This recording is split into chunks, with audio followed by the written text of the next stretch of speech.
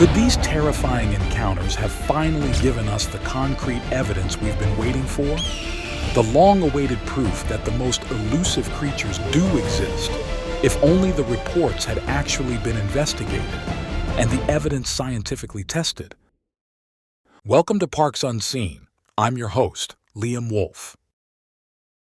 Throughout this endeavor to reveal the hidden archives of the National Park Service, a clear pattern of suppression has begun to emerge. It's frustrating to imagine how the world might be different if these uncovered reports had been given serious consideration by government officials, instead of being buried away like a dark and shameful secret. I mean, they live right under our noses, and we never even were able to get proof of this until now. What if the factual proof we've all been waiting for has actually come and gone? What if a genetic mutation proving the existence of Bigfoot, Dogman, the Chupacabra, Thunderbirds, or the Giant Eel has already slipped under the radar? If the hairs, teeth, blood, and bones that were found had been tested, if the ranger reports hadn't been dismissed and relegated to a musty cardboard box, what might we have already proven? Tonight, we're highlighting cryptid encounters that resulted in hard evidence that could have been tested and further investigated, but wasn't. The Chupacabra, infamous for one chilling vampire-like quality, sucking the blood from farm animals and mutilating their bodies. Reports of blood-drained livestock swept across Puerto Rico in the mid-90s and migrated along with settlers to Mexico, Texas, and beyond. The name Chupacabra literally translates to goat sucker and dates back to Mayan mythology from 1400 BC. Some descriptions of the creature are borderline fantastical. A reptilian body with spikes along the backbone, red bulging eyes, and sharp fangs.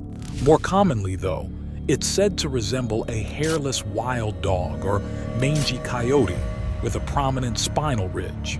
Regardless, discovering the remains from a Chupacabra attack, entire flocks or herds of withered carcasses with mysterious puncture holes on the torso, used to be more common than sightings of the cryptid itself. But in recent decades, that has changed. Many have been caught on camera, and not just by civilians out in the middle of nowhere. I've been patrolling these back roads for a long time, and I've never run across anything like this until that day. Some believe the thing that eventually disappeared into the brush could be the legendary goat sucker himself, the Chupacabra.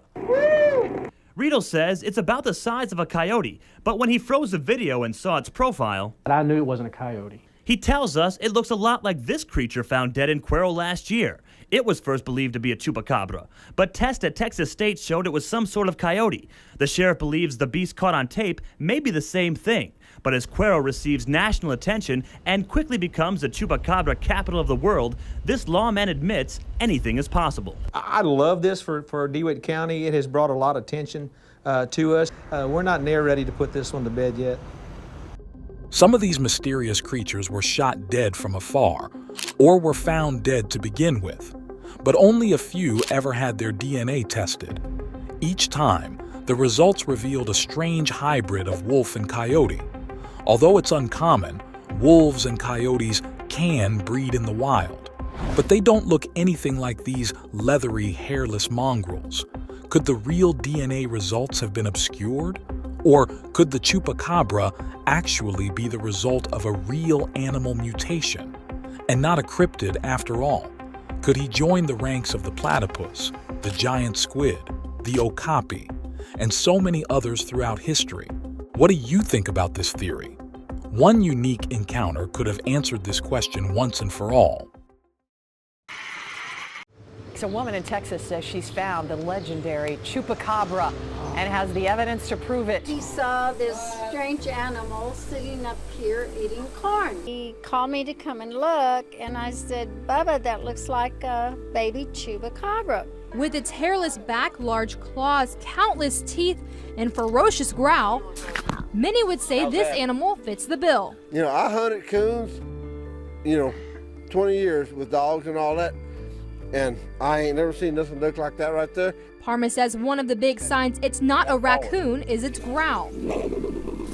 Coon don't make that noise, or a possum. What makes that noise? I guess Chupacabra does. I don't know. Here in DeWitt County, most people are convinced this is the elusive Chupacabra. But what do wildlife experts have to say? The animal in the cage, as best I can tell from the view, was some form of a small canine. Brent Ortego, a biologist with Texas Parks and Wildlife, says a canine can include a coyote, dog, or even a fox. He says the animal most likely has mange, which has caused it to lose its hair. But as for a Chupacabra, well, he thinks otherwise. It's never been proven to be a unique species. It was always something out there that allegedly either caused harm or threatened to cause harm to people or their livestock. The creature was kept in a cage and fed for a while until it was put down and disposed of.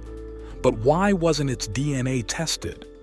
Cryptid skeptics' #1 claim is that none have ever been caught. But here, something was caught. It just wasn't investigated. The public response was less critical of that gross oversight than of the wildlife expert interviewed in the news story. Many also insisted the creature looked more like a mangy raccoon than anything. I'd love to hear your thoughts on the Chupacabra. It's rare to have this kind of access to a cryptid, and it's exciting that this mystery might actually be solved within our lifetime. Speaking of the Chupacabra, is the most clicked story on 11alive.com tonight and has been going viral across the entire nation. A strange animal shot and killed in the Montana wilderness. And people have been throwing out crazy theories for a month now. Is it a werewolf, a Bigfoot, all kinds of funky ideas? A werewolf, or a relative of Bigfoot, might be a stretch. But could it be a hybrid wolf species, like the Chupacabra might be? Or perhaps a young Dogman offspring? That's well within the realm of possibility. As we know, sightings of bipedal wolf-like creatures have become increasingly frequent throughout the Midwestern United States. In fact, near the site of the kill, a man from Carbon County, Montana reported seeing a large brown creature with long pointed ears that looks something like a German shepherd walking on 2 legs. What does that sound like to you? Meanwhile, state wildlife experts were puzzled by the creature, certain it couldn't be a purebred wolf. One wolf management specialist for the Montana Department of Fish, Wildlife and Parks said, "Several things grabbed my attention when I saw the pictures. The ears are too big. The legs look a little short. The feet look a little small, and the coat looks weird. There's just something off about it." In this case, the carcass was eventually sent to a lab, but the DNA test came back indicating the animal was a gray wolf. However, even the lab director wasn't convinced by these results, acknowledging that DNA tests are likely unable to confirm hybrid variations, and that this creature is likely to be a hybrid wolf species. Another geneticist at the lab revealed her skepticism as well. In spite of there being around 900 wolves living in the wild in Montana, she admitted that there are no known wolf packs in central Montana.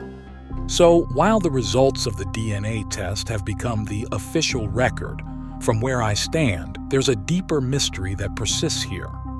Without being able to scientifically prove what this creature actually is, along with the strong probability of a genetic anomaly, could this have been the encounter we've all been waiting for? If only science had caught up to nature in time, would this discovery have changed everything? What do you think? Thunderbirds. They're said to darken the sky of every state, a continent-wide phenomenon springing first from the artifacts left behind by numerous Native American tribes who inscribed the giant bird into rock and carved them onto totem poles. But giant birds are not mythical creatures. They actually did live at one time, and we have the evidence to prove it. We have parts of the skull, we have parts of the legs, we have parts of the wing bones. It was so exceptional. In 1980, the partial skeleton of a giant ancient bird was unearthed in Argentina. It weighed about 165 pounds and boasted a wingspan of 20 to 26 feet. In life, This bird would have been approximately this tall when standing on the ground, so it could have looked me right straight in the eye. Their feathers would have been more like 5 feet long. Cryptozoologists now believe there could actually be a modern-day species of Thunderbird out there. It's not beyond the realm of possibility that some of these gigantic winged creatures may have evolved or adapted into our modern time. And with the sheer number of sightings reported and even caught on camera in the last 50 years,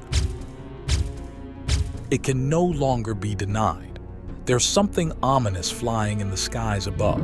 These birds were just absolutely jet black. Exceptionally strong hind limbs, very, very sharp talons. Let's say 8 feet tall, more or less, about 1/3 the size of a telephone pole. I've never seen a bird that was quite this large. I was just happy to make it to the car safely without being attacked. I struck one for the Cherokee people, and I filmed a living legend.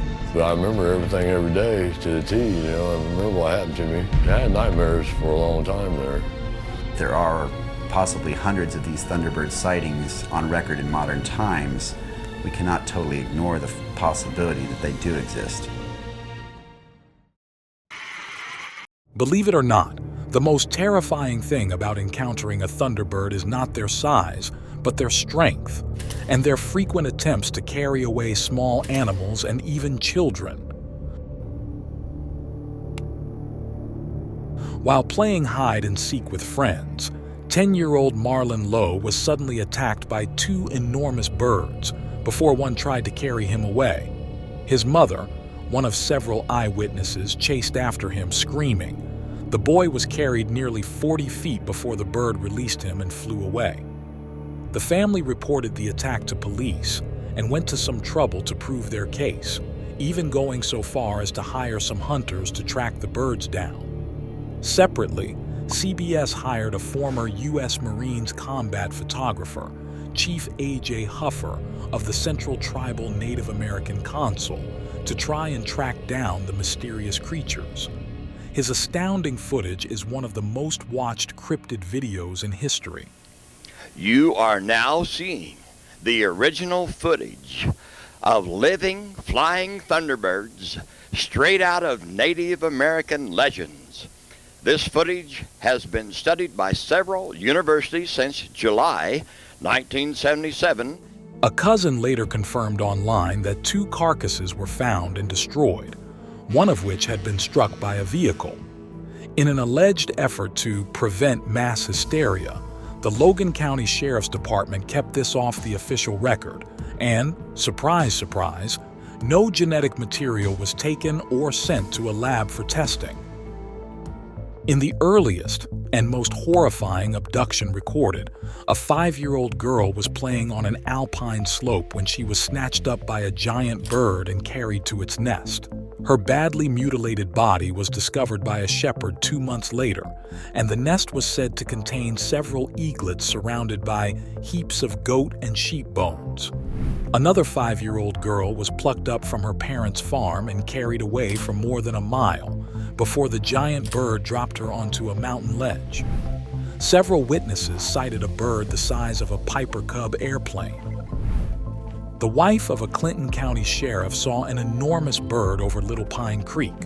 She said its wingspan appeared to be about the width of the creek itself, 75 feet. And that was just the beginning of a rash of sightings in Pennsylvania that lasted until 1976 and started again in the summer of 2001 with alarming frequency. You can read about many of these encounters in Jerome Clark's entertaining series, Unexplained. Meanwhile, on the other side of the country, southeastern Alaska was suddenly flooded with reports of creature sightings, dubbed by the press as supersized birds. Commercial pilot John Bucher had heard these reports and was skeptical, but when he looked out the window, he couldn't believe what he saw flying alongside his plane, 600 feet above the ground. It caught my attention because it was quite a bit bigger than a regular eagle I've ever seen, and it wasn't a bald eagle, I know that. And I noticed the bird was bronze colored in appearance, and he had a beak that kind of had a curve to it. It's kind of a hook. Bucher claims the bird's wingspan was similar to his Cessna 207, approximately 14 feet. This corroborates an eyewitness report from Texas, where the size of the Thunderbird could be reliably estimated thanks to his chosen perch, a telephone pole. And this bird stood about 8 feet tall, more or less, about 1/3 the size of a telephone pole. They had an enormous wingspan, anywhere from 15 to 25 feet. You take like a condor or the eagles that you see in flight, this bird's about 5 times bigger than that. It sounds impossible, doesn't it? Could a fantastical creature like a Thunderbird actually exist today? The evidence speaks for itself. Do you have a favorite cryptid or creature that Monster Myth has never covered? Tell us what you want to see. And if you have a creepy encounter to report, email monstermythtv@gmail.com to share your own experience or the most haunting clips you've seen online. But nowadays, reports are being treated with far less derision because a growing number of experts are certain that something strange really does live in these dark waters. Although the original photo of the Loch Ness monster has been widely debunked, something huge has definitely been caught on camera in lakes and rivers across the UK. And with a significant increase in frequency over the past decade, scientists from a New Zealand university finally decided to step up and figure out why. I guess what everyone is wondering is there something else? Is there something a little bit unusual in there? I don't believe in the idea of a monster, but I'm open to the idea that there are things yet to be discovered and not fully understood. Maybe there's a biological explanation for some of the stories. Every once in a while there'll be some genetic problem, a mutation of some kind that will trigger something that an individual creature will get huge. I mean, there are several huge people, there are several huge steers, and that happens on occasion. Before we share the incredible results from the Loch Ness DNA extractions, let's take a look at the shocking footage that sparked their interest in the first place.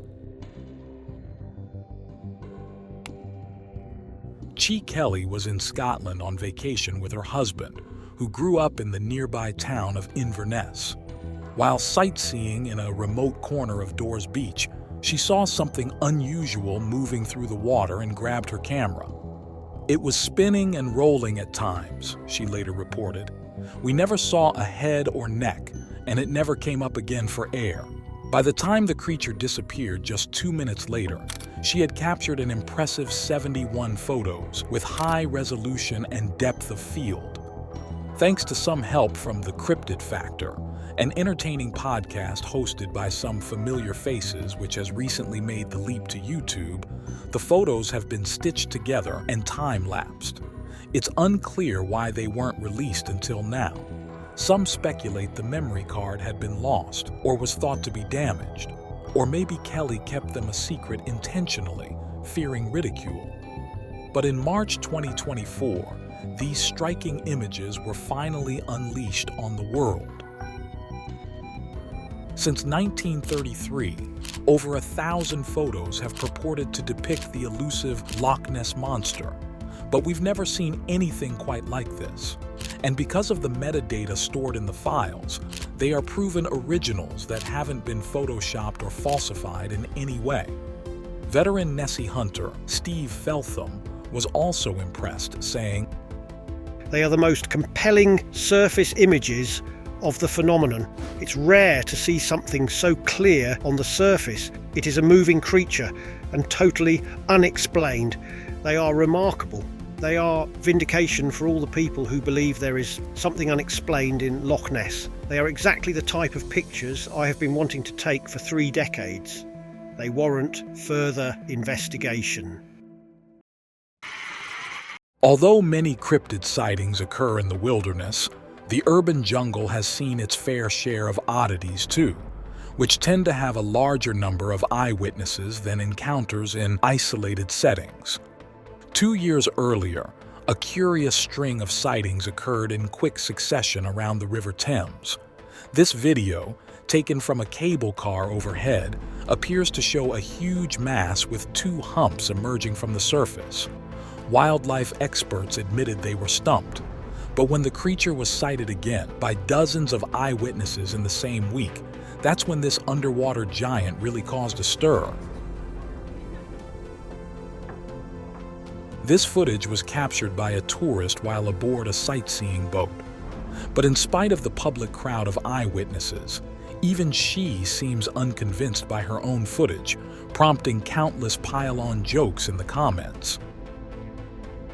But the very next day, and it could moor up against HMS Belfast. And that is the Thames Barrier. It's beautiful, isn't it? But the sun's out as well, amazing. Is anyone celebrating anything today? Captured incidentally by another tour boat passenger, a dark shape briefly surfaces before disappearing again with a small splash. A representative from the London Wildlife Trust gave a strange statement to the press, saying, "We are not aware of anything that large moving in the Thames. We had a good look at the footage, but it isn't clear enough to make out what we are looking at. I concur that the footage isn't clear enough to see exactly what was caught on camera, but it's obvious that something large is indeed moving in the Thames. Furthermore, over 2,000 seals and hundreds of porpoises and dolphins have been spotted in the Thames in the past decade, according to figures from the Zoological Society of London. So why would this expert make a statement to the contrary? A curious piece of footage out of China's Yichang City appears to show a dark, rather sizable serpentine creature slithering just below the murky surface of the Yangtze River, which is the longest river in Asia. Garnering millions of views on Chinese social media, the enigmatic footage has inspired a variety of theories as to what the creature might be. After this footage emerged, the scientists from New Zealand's University of Otago knew they had to get to the bottom of this mystery once and for all. And a really thorough, officially backed investigation could answer them. Surely it's not beyond the powers of modern science to outwit Nessie. More than 200 water samples were collected from Loch Ness. Researchers extracted DNA from those samples and collected tiny fragments of skin and scales. The goal wasn't to find Nessie, but to catalog all species currently present in the loch. Comparing their findings to records from the past 40 years would reveal whether there are new species, genetic mutations, or other DNA anomalies. The evidence was conclusive. No DNA from an actual plesiosaur has been found in the Loch Ness, ruling out the theory of a prehistoric reptile once and for all. However, and we also went looking for another idea, which is the giant eel. We don't know if the eel's a giant or not, but we certainly found an awful lot of eel DNA, I guess much more than I expected. According to the scientists, the Loch Ness monster may have been a giant eel all along. There is a very significant amount of eel DNA found at pretty much every location sampled.